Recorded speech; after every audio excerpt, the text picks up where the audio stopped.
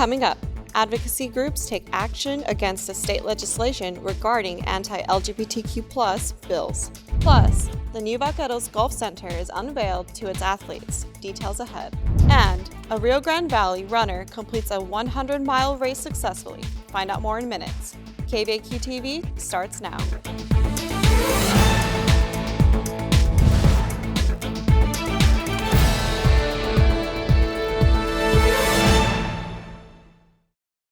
Hey Vaqueros, welcome back.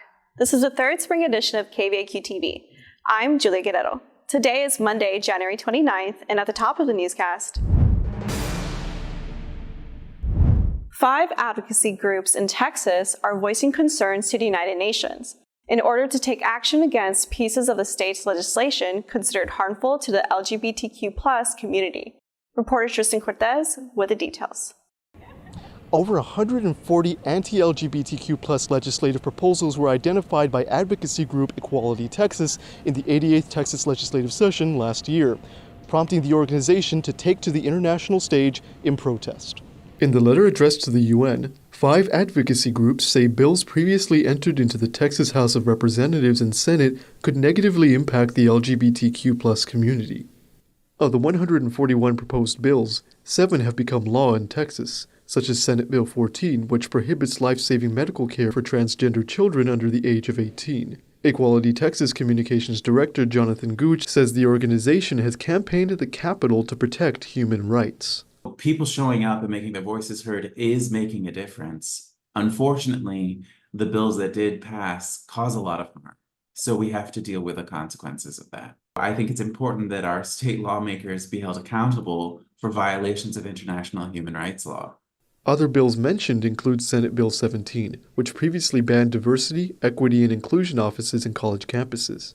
According to a news release from the Texas Senate, Senate Bill 17 states the bill would ensure campuses focus on the strength of diversity through individuals' merit.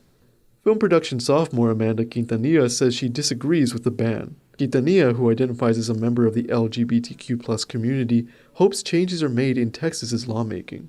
A lot of the people who are passing this legislation come from an old-fashioned mindset, and I think if they talked with people who are part of the LGBT community and found out that they're just people like them, that they're not so scary, and it's not something that should try to be banned.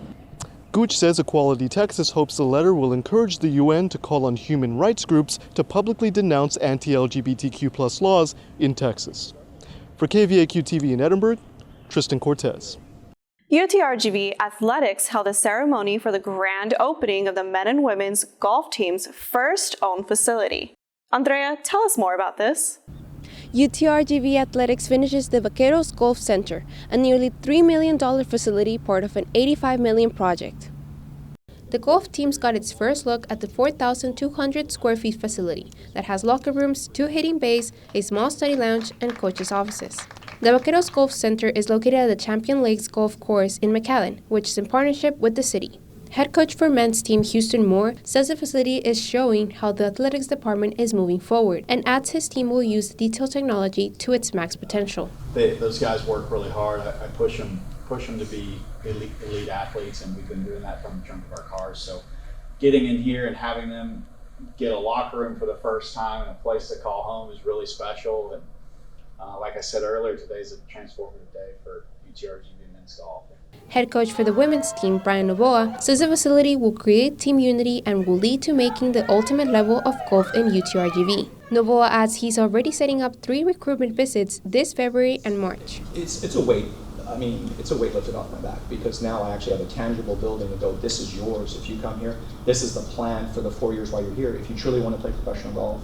Before the facility, the golf teams had to use their own cars as locker rooms. Senior men's golfer Leonardo Novella says the team is going to use this opportunity to improve. Using this facility is going to be different. So it's going to be our home, a place where we can go all hang out or all practice together, or getting tips from each other. UTRGV Athletics will host an inauguration of the facility for the public on February 22nd. For KVAQ-TV in McAllen, Andrea Flores. One organization is spreading awareness for the rare disease multiple sclerosis. Reporter Dayton Trevino with the story. The South Texas Multiple Sclerosis Council was created to advocate and raise donations for those affected in the valley. Having MS has, like once I found out that I had it, it kind of gave me an answer. And now, I have to kind of navigate my life differently, with a lot more doctor's appointments and just making sure that my body, is able to rest. According to the National Institute of Neurological Disorders and Stroke, in MS, the immune system cells that normally protect from viruses, bacteria, and unhealthy cells mistakenly attack the protective sheath of the nerve fibers. Founded in 2015, the South Texas Multiple Sclerosis Council started its mission of spreading awareness across the valley. President Lucia Rivera founded the council after her daughter was diagnosed in October 2015, aiming to help people get diagnosed early. Even with a diagnosis, a lot of people, including here in the Valley, have no idea what multiple sclerosis is. I didn't know what it was until my daughter got diagnosed with it. The nonprofit is composed of multiple members diagnosed with MS. Each member has their own story of discovery. Symptoms for MS include vision problems, muscle weakness, clumsiness, bladder issues, and numbness or pain in the legs, arms, or face.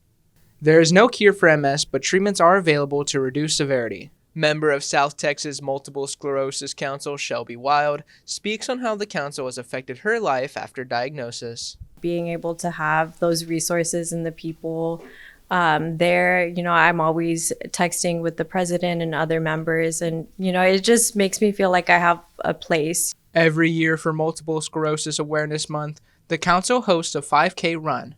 This year, its 9th annual event will take place March 30th.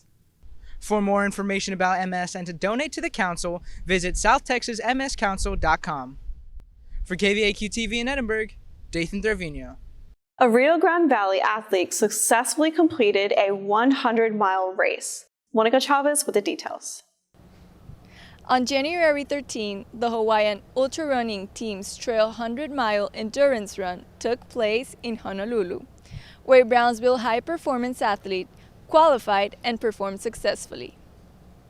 It was extremely challenging, even on a spectrum for people that like to do mountain races already.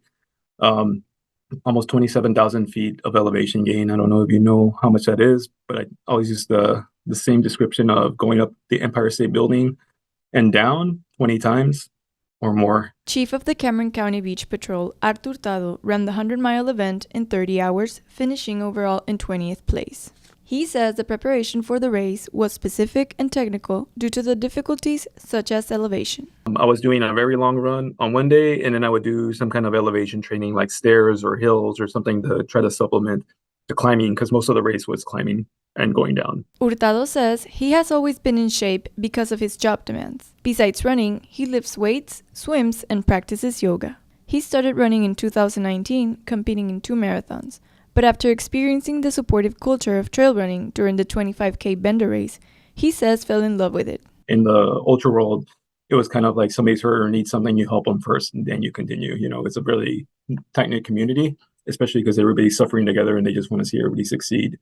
Hurtado says he had an amazing support crew, led by his longtime friend and running partner, Greg Furman.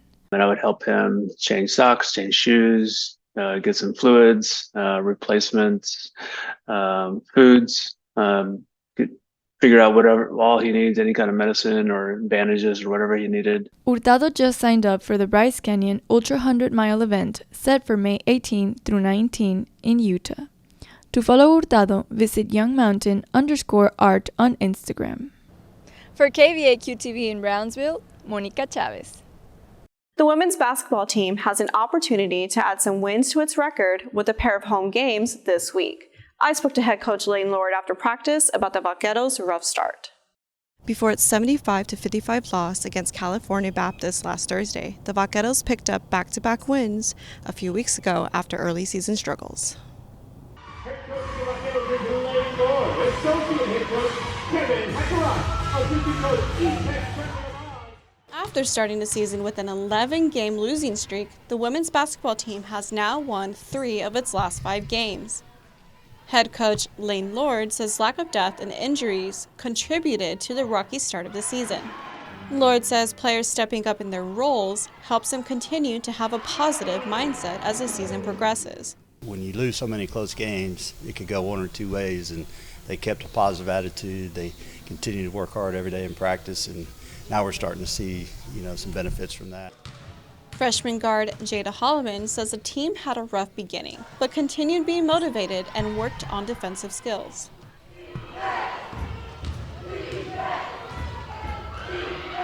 Holloman says ball movement and communication were key to help the team succeed in their win against UT Arlington, who stands at number 4 in the Western Athletic Conference. We just got together, we said we can't stop, we got to pick it up, and that's what we did. We got into practice and we just kept going. That's all that really matters. We can't ever look back at what the past that happened. We're looking forward always. The Vaqueros will take on the Utah Tech Trailblazers at noon Thursday and the Southern Utah Thunderbirds at 2 p.m. Saturday. Both games will be at the UTRGV Fieldhouse. Thank you for joining us. Make sure to watch us Monday through Friday on VCast monitors and social media. For KVAQ-TV, I'm Julia Guerrero. Have a great week, Vaqueros.